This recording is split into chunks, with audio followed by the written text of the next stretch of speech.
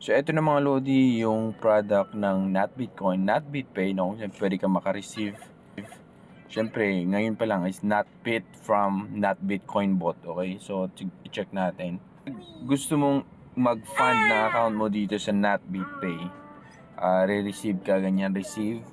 Pagdating ng araw, syempre may mga option na dito, Bitcoin, Ethereum, pero ngayon not bit pa lang, okay? Next mo, tapos Nbit mining bot, doon tayo. So, Nbit mining bot tayo, ayan. May available na balance ko dun is 145, so pwede tayo mag-send ng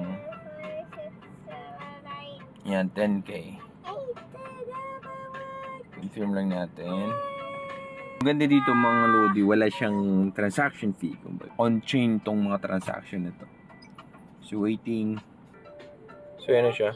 So ito na, nadagdagan na siya ng naging 60 na. From not Bitcoin yun mga Lodi. So punta natin yung, ito yung not Bitcoin kung saan nanggaling yung 10k na sinend natin. Okay? Ito siya. So pwede kayo mag-mine mga Lodi.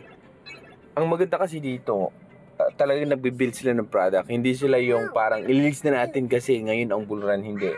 Ibig sabihin nito, yung team may long-term plan mga Lodi na napakabilis yung transaction. So ito pa lang ay nasa beta. So tinitest pa lang. May mga partners na sila na nagtitest dito mga Lodi. I-announce sila. So, konti pa lang sumasali.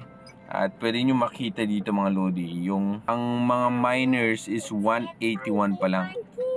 Okay, tapos ang nakuhang not bit na coin is 734 million pa lang.